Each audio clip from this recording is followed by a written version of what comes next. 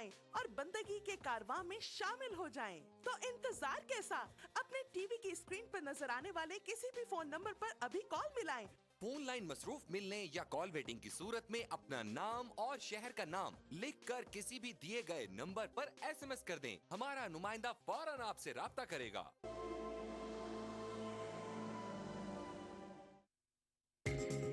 ETV Urdu पर अगला programme.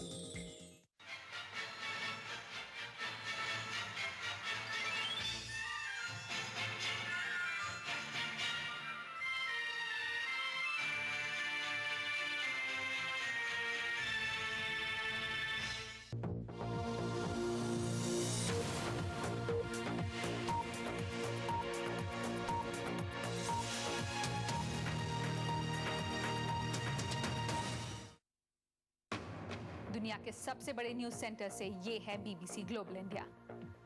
नमस्कार, मैं हूं नेहा भटनागर। हर सप्ताह ग्लोबल इंडिया में हम लेकर आते हैं वो खबरें जो जुड़ी हैं आपसे, तो महसूस करिए हमारे साथ खबरों की धड़कन। ग्लोबल इंडिया में इस बार अफ्रीका में भारत और चीन के बीच जारी होड़, आप देखेंगे उभरती हुई आर्थिक शक्तियों के मुकाबले की जमीनी सच्चाई। मिस्र में फिर फूटी हिंसा की चिंगारी, सबसे बड़ी आबादी वाले अरब देश से फैल सकती है पूरे इलाके में अस्थिरता। ग्लोबल इंडिया में इनके अलावा आप देखेंगे दिल्ली के निर्भया कांड पर हुए नाटक ने ब्रिटेन में दर्शकों को किया भावुक। क्या कर रहा है? सब हिल रहे थे, मैं भी हिल रहा हूँ। घर पे जाकर अपने माँ को हिला।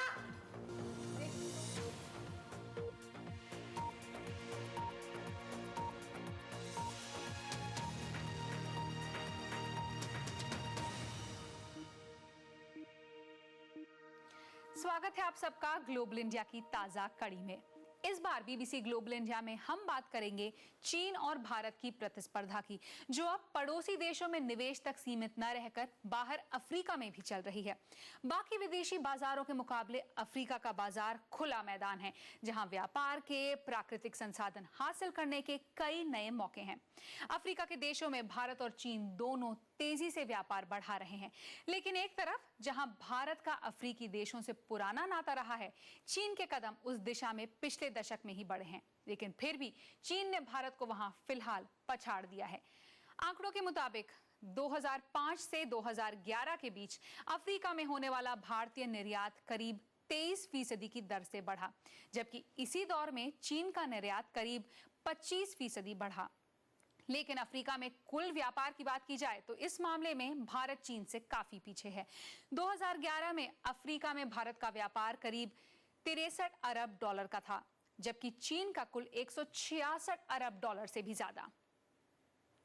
लेकिन ऐसा क्यों हो रहा है? जानकार मानते हैं कि चीन और भारत के अफ्रीका में निवेश में सबसे बड़ा फर्क ये है कि जहां चीन की सरकार पैसा लगा रही है, भारत की तरफ से पैसा प्राइवेट निवेशक लगा रहे हैं। और ये बदलाव कीनिया जैसे कई देशों में भी दिख रहा है, वो देश जहां भारत की पुरानी पकड़ रही है।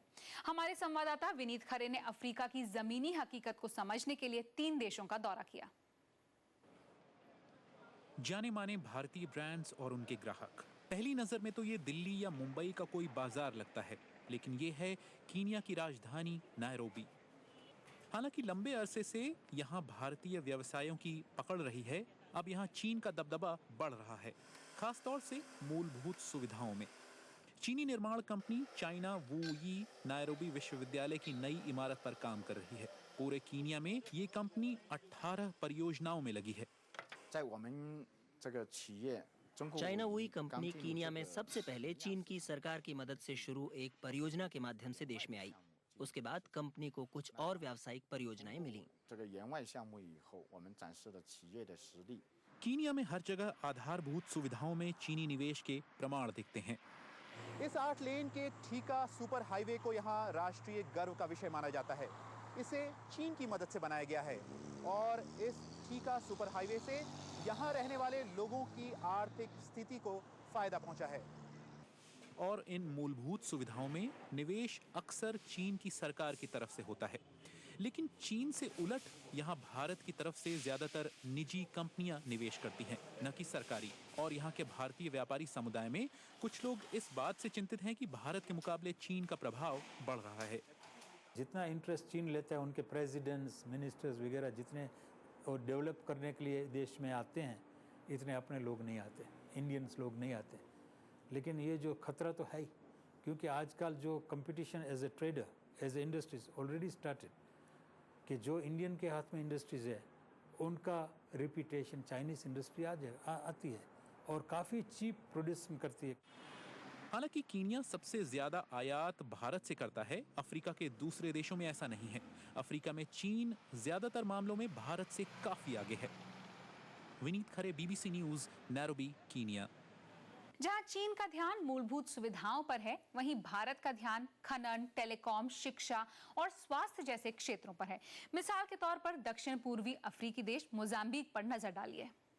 मोजाम्बिक की राजधानी मपूटो में एक प्रसिद्ध नायिका की ये मूर्ति, जिसके बारे में मान्यता है कि उन्होंने इलाके को खतरनाक सांपों से छुटकारा दिलवाया।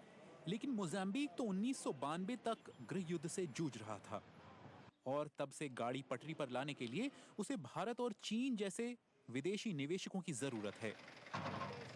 लेकिन यहाँ भारत के मुकाबले चीन का निवेश हर तरफ नजर आता है। सड़कों से लेकर पुलों तक और पानी के पाइपों से सीवर लाइन तक चीन की छाप साफ है। ये मपूतो की खाड़ी है। अभी लोग दूसरी ओर जाने के लिए इन कश्तियों का इस्तेमाल करते हैं, लेकिन चीन यहाँ एक पुल का निर्माण कर रहा है जिससे सभी की जिंदगी आसान होगी। तो क्या इस नए बाजार में भारत पिछड़ रहा है? प्रोग्रेस की जो रेट है, अगर आप कंपेयर करेंगे तो हाँ, चीन की जो प्रोग्रेस रेट है यहाँ अफ्रीका में वो ज़्यादा है। तो उसका बस एक ही रीज़न है कि उनकी एक सपोर्ट है काफ़ी, और उनकी जो इनिशिएट होती है वो गवर्नमेंट की तरफ से होती है और वो बहुत फास्ट मूव करते हैं, और उनकी जो रिस्क असेसमेंट है वो थोड़ा कम है, तो उसमें कहीं पर उनको गेन होता है, कहीं लॉस होता है। असल में अफ्रीका में चीन और भारत की प्राथमिकताएं अलग अलग हैं। जहां चीन निर्माण के क्षेत्र में निवेश कर रहा है, वहीं भारत की नजर ऊर्जा के साधन जुटाने और सेवाएं बेचने पर है, और अफ्रीका को दोनों की जरूरत है।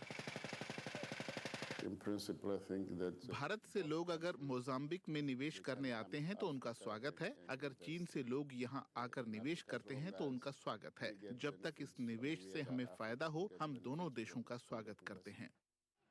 मोजाम्बिक की स्वतंत्रता के बाद से ये पहली पीढ़ी है जो युद्ध के साए से दूर है। सरकार को उम्मीद है कि भारत और चीन के बीच स्पर्धा से निवेश में इजाफा होगा और अर्थव्यवस्था में सुधार आएगा, जिससे सभी को फायदा होगा। Vineet Khare, BBC news, Maputo, Mozambique. Global India में आगे है। ऊंची उड़ान की तमन्ना, अफगानिस्तान की पहली महिला एयरफोर्स पायलट। यही तो है मेरी शान, यही तो है हमारी शान, यही तो है हमारी शान। इसी पर है सबका भरोसा, जेपी सीमेंट। सबका फेवरेट वही जो है अंदर से सॉलिड, जेपी सीमेंट। मेरा फेवरेट, अब इंडिया का फेवरेट।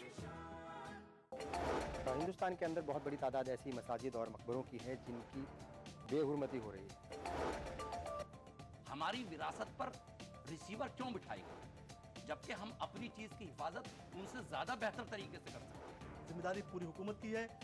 मुस्लिम तंजीमें भी इसमें काफी हद तक जिम्मेदार है, काफी हद तक।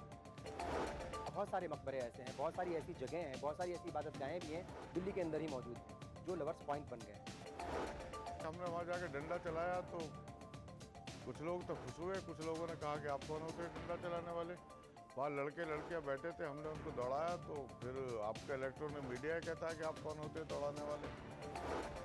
तारीखी मसाजिद और मकबरों की बेहरमती। देखिए प्रोग्राम हमारे मसाइल जुमा रात 8 बजे, इतवार दोपहर 1:30 बजे, सिर्फ ETV उर्दू पर।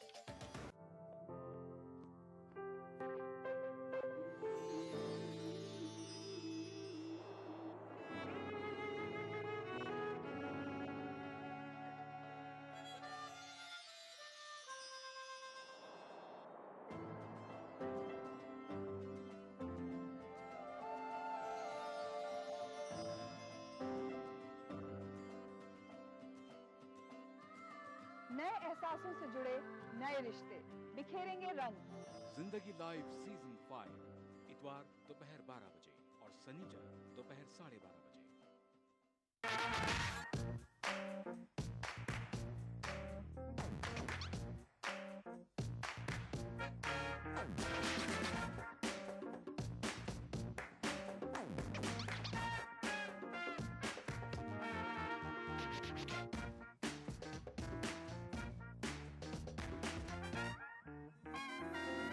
चटपटे और लजीज पकवानों का जायका अक्से रसोई पीर ता जुमा दोपहर 1:30 बजे सिर्फ ईटीवी उर्दू पर।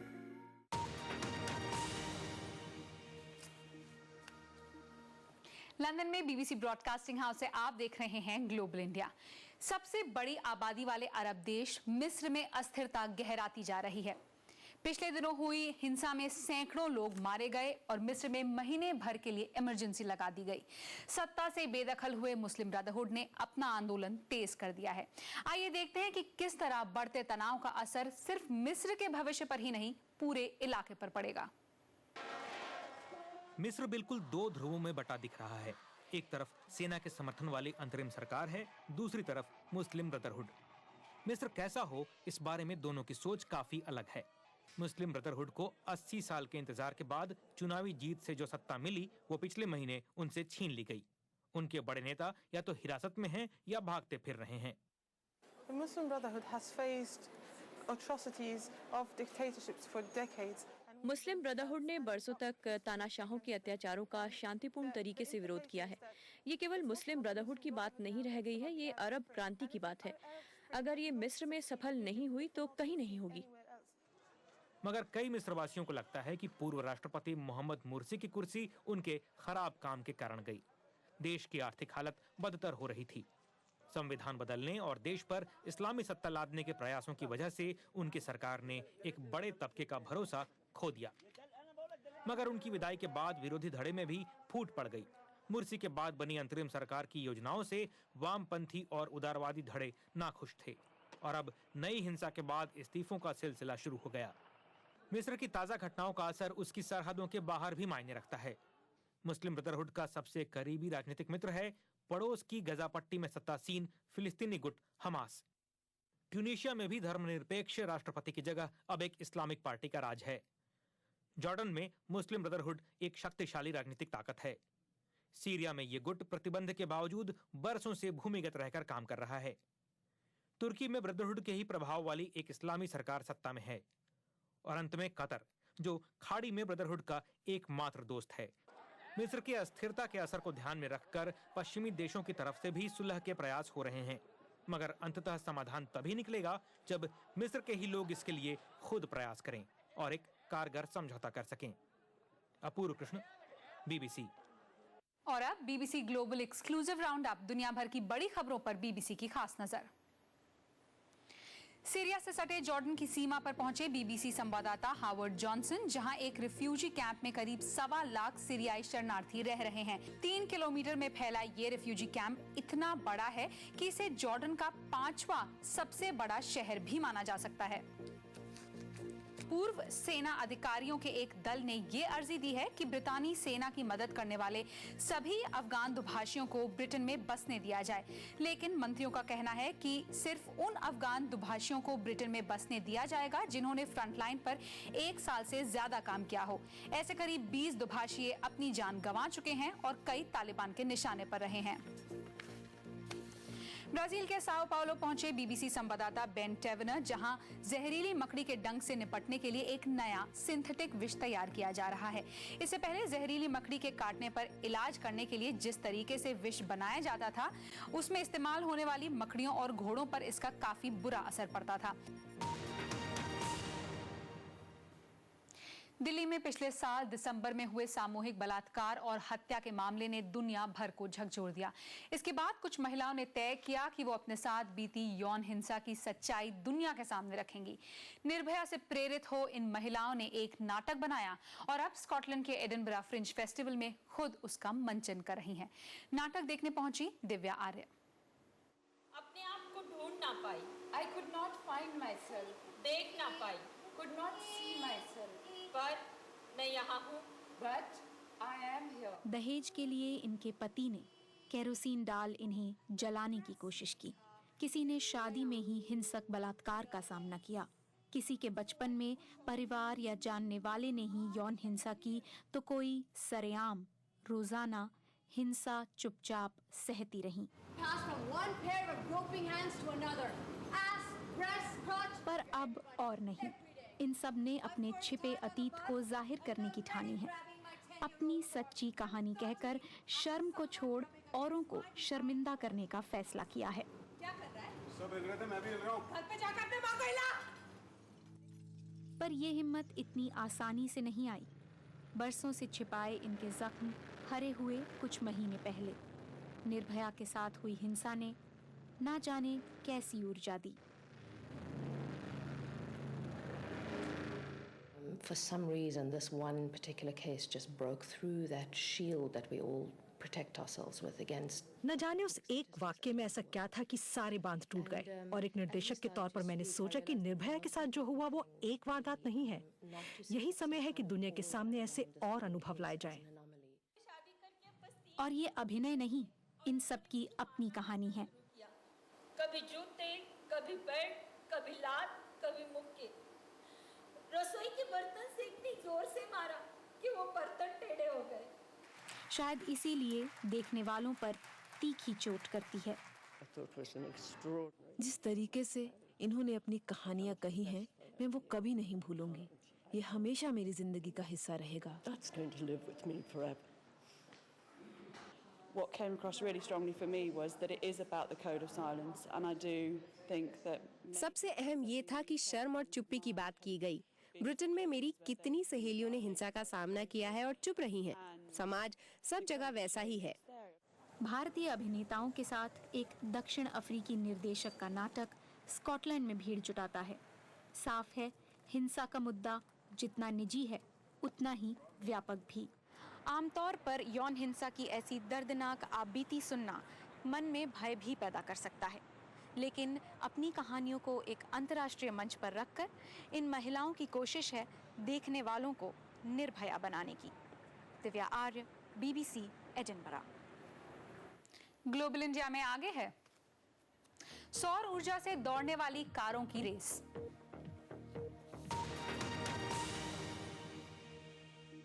दुआएं तकदीरें बदल देती हैं। बेबस आजिज उबेकस बंदा और कर भी क्या सकता है अपने रब के आगे इल्तिजा के सिवा।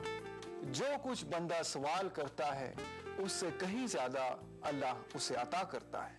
वक़ाल रब्बुकुम उदऊनी अस्तजिब लकुम, तुम्हारा रब कहता है कि तुम मुझसे दुआ मांगो, मैं तुम्हारी दुआ कबूल करता हूँ। आप हमसे राब्ता कायम कर सकते हैं इन नंबरात पर 180034544042 और 180034544046 और हमारा STD नंबर है 08415305010।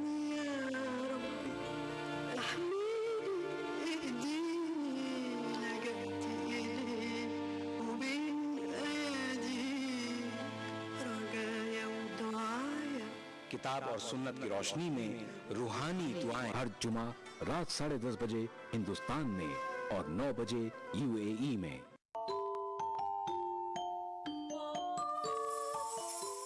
इस्लाम फॉर किड्स यानी इस्लाम बच्चों के लिए, इस प्रोग्राम में कुरान और हदीस के किस्से और वाक़यात, हज़रत मोहम्मद सल्लल्लाहु अलैहि वसल्लम और सहाबा की ज़िंदगी के हालात और इस्लामी तालीमात के अहम वाक़यात पेश किए जाएंगे। इसमें हमारे लिए सबक है, गाइडेंस है और रहनुमाई का सामान है। इसी के साथ साथ इस्लामी तालीमात की वो बातें भी हम आपके सामने रखेंगे जिसमें मॉरल वैल्यूज़ सिखाई गई हैं, ताकि हम अपने अंदर आला कैरेक्टर, आला अखलाक पैदा कर सकें और दुनिया और आखिरत में कामयाबी हासिल कर सकें। इस्लाम फॉर किड्स हर इतवार सुबह 9 बजे सिर्फ ETV उर्दू पर। मजहब की न सूबों की न फिरकों की फकत वल्लाह के हर दिल की ज़बान है उर्दू। न दिए का है न हवा का है, यहाँ जो भी कुछ है खुदा का है। यहाँ ऐसा कोई दिया नहीं जो जला हो और वो बुझा ना। सुना है रब्त है उसको खराब हालों से, तो अपने आप को बर्बाद करके देख। बहुत अच्छा है, वाह वाह। दिल से अपनाया न उसने, गैर भी समझा नहीं। ये भी एक रिश्ता है जिसमें कोई भी रिश्ता नहीं। बरसों की रस्मों राह थी, एक रोज उसने तोड़ दी, होशियार हम भी कम नहीं, उम्मीद हमने छोड़ दी। मयारी शेरो अदब और उर्दू जबान के फरोग की जानिब ईटीवी उर्दू की एक और पहल। देखिए प्रोग्राम अंदाज़े बयां हर पीर ता जुमेरात दोपहर 2:30 बजे सिर्फ ईटीवी उर्दू पर। आप देख रहे हैं ग्लोबल इंडिया, मैं हूं नेहा भटनागर। ग्रां प्री में हवा से बातें करती फरारी और मर्सिडीज तो आपने देखी होगी, लेकिन अब आ रही हैं ऐसी रेसिंग कारें जो सोलर एनर्जी से चलेंगी या कहें फर्राटे से दौड़ेंगी। सूरज की गर्मी से चलती कारें, क्या ये हमेशा कायम रहने वाली ऊर्जा के जरिए यातायात का भविष्य है? ये छात्र वर्ल्ड सोलर चैलेंज की तैयारियों में जुटे हैं। इस चैलेंज का मकसद ऐसी कारों में संभावनाएं तलाशना है। इलेक्ट्रिक कारों की इस रेस की शुरुआत करना और दुनिया को इन कारों के नए डिजाइन दिखाना बहुत अच्छा लग रहा है। कार की टेक्नोलॉजी ऐसी है कि ये जितनी ऊर्जा खर्च करती है उससे ज्यादा बना लेती है। चमकती धूप वाले दिन ये कार 400 किलोमीटर तक जा सकती है। ये किसी भी मौजूदा इलेक्ट्रिक कार से 2 गुनी दूरी है। तो कैसे चलती है ये कार? ये 1 मिलीमीटर से भी कम मोटाई वाली कार्बन परतों से बनी है। कंपोजिट मटेरियल काफी हल्के लेकिन मजबूत होते हैं और इन्हीं से बनी है ये सोलर कार। कार के ड्राइवर को इस पर पूरा भरोसा है।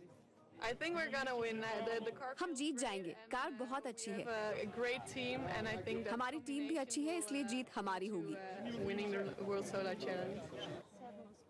अब अगर आपका मन इसे खरीदने के लिए ललचा रहा है तो ये जान लें कि इसका सिर्फ सोलर पैनल ही करीब 2.5 लाख रुपए का है। लेकिन भविष्य में ऊर्जा बचाने वाली ऐसी कारें सड़कों पर सरपट भागती दिख सकती हैं। पवन सिंह अतुल, BBC।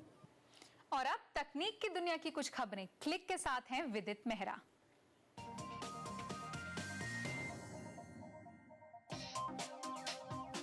अमेरिका में एक हैकर ने बच्चे पर निगरानी रखने वाले कैमरे को हैक कर लिया और सोते हुए बच्चे पर चीखना चिल्लाना शुरू कर दिया। हैकर ने कैमरे को पूरी तरह नियंत्रण में ले लिया। ABC न्यूज के मुताबिक बच्चे के माता पिता ने अपनी बिटिया के कमरे से किसी यूरोपीय मर्द के चीखने की आवाज सुनी, जिसके बाद वो सचेत हो गए।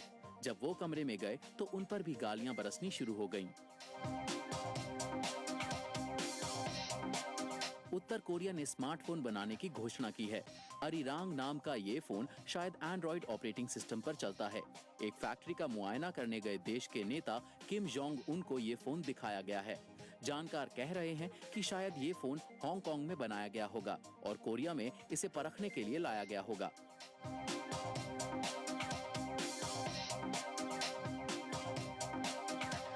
अगर आप एप्पल का ऑपरेटिंग सिस्टम इस्तेमाल करते हैं तो आपको इसके मैप वाले ऐप में नॉर्वे की राजधानी ओस्लो सिर्फ 2D में ही दिखेगी, क्योंकि सुरक्षा कारणों का हवाला देते हुए नॉर्वे 3D मानचित्रों के प्रयोग का हामी नहीं है। नॉर्वे का कहना है कि CIA का मुख्यालय और अमेरिकी विदेश विभाग का आर्लिंगटन स्थित दफ्तर भी 3D में उपलब्ध नहीं है।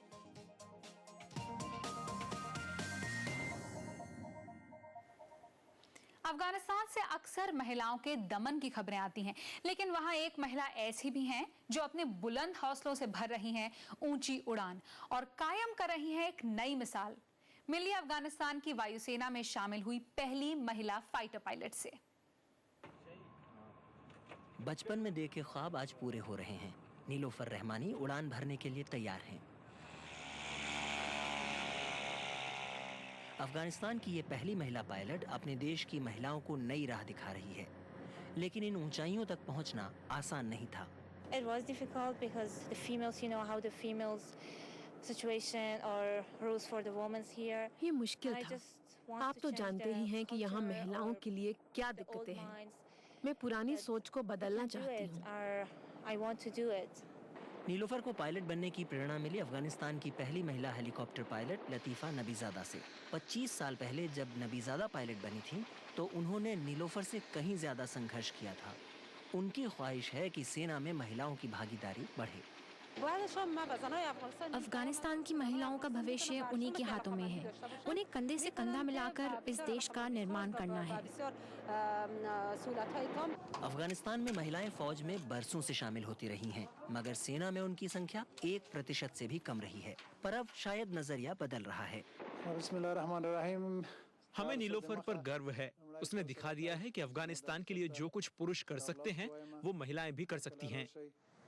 ये सोचने पर कि जब काबुल में कार चलाने वाली महिलाएं भी नहीं दिखाई देती, नीलोफर का पायलट बनना और बड़ी बात लगती है। लेकिन नीलोफर को अच्छी तरह पता है आने वाली चुनौतियों का। नेटो सेना अफगानिस्तान से अगले साल के अंत तक बाहर निकल आएगी। भविष्य बेशक अनिश्चित हो, लेकिन फिलहाल नीलोफर रहमानी इस उम्मीद के साथ उड़ान भर रही हैं कि शायद उनकी इस कामयाबी को देखकर और भी अफगान महिलाओं के मन में उड़ान भरने का अरमान पैदा हो। Mukesh Sharma, BBC। Global India में अगले सप्ताह हम बात करेंगे पाकिस्तान में प्रतिबंध के बावजूद हो रही जिहादी अखबार पत्रिकाओं की खुलेआम बिक्री की, और दिखाएंगे स्पेन का परंपरागत नृत्य फ्लेमिंको कैसे जुड़ा है भरतनाट्यम से। और अब आपकी मुलाकात करवाते हैं एक ऐसे संगीतकार से जो ड्रम तो बजाते हैं लेकिन बिना ड्रम सेट के, और थाईलैंड के ये म्यूजिशियन बन गए हैं जबरदस्त इंटरनेट हिट। हम और ज्यादा नहीं बताएंगे, आप खुद ही देखिए उनका ये कमाल।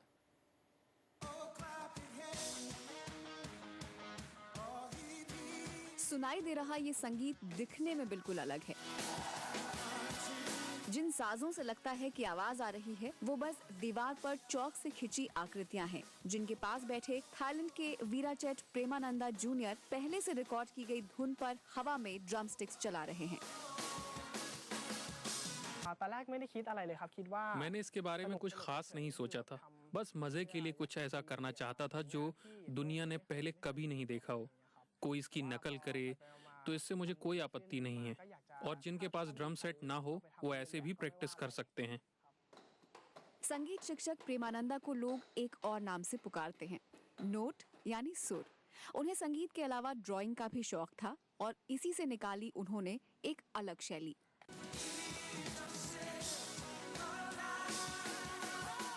और परफॉर्मेंस इतनी बेहतरीन है कि लोग चौक ड्रम को असली ड्रम समझ लेते हैं। बजाने के लिए अच्छी पोजीशन जरूरी है। जब मैं बैठा था तब मुझे नहीं पता था कि ड्रम स्टिक हिट करने की सबसे ठीक जगह कौन सी है, लेकिन फिल्म बनाते वक्त निर्देशक ने मुझे बताया कि मैं हाथ कहाँ रखूं और कैसे हिलाऊं। इसी वजह से हवा में हाथ हिलाने पर भी ये असल लगने लगा।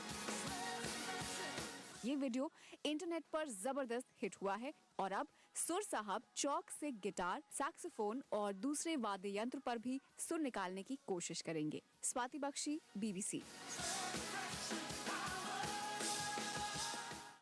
डिजिटल एज के संगीतकार। फिलहाल लंदन में BBC ब्रॉडकास्टिंग हाउस से ग्लोबल इंडिया की टीम को अनुमति दीजिए। नमस्कार।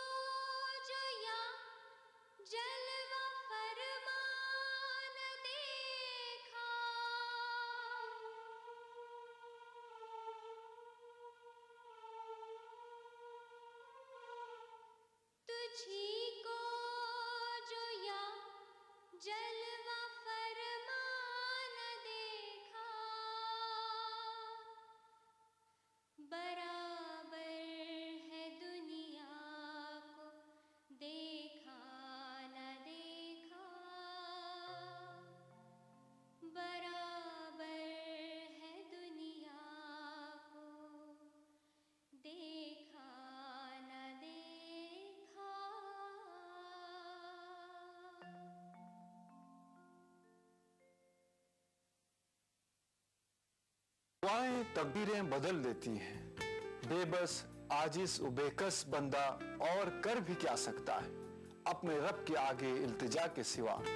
जो कुछ बंदा सवाल करता है उससे कहीं ज्यादा अल्लाह उसे अता करता है। वक़ाल रब्बुकुम उदऊनी अस्तजिब लकुम, तुम्हारा रब कहता है कि तुम मुझसे दुआ मांगो, मैं तुम्हारी दुआ कबूल करता हूँ। आप हमसे राब्ता कायम कर सकते हैं इन नंबरात पर 180034544042 और 180034544046 और हमारा STD नंबर है 084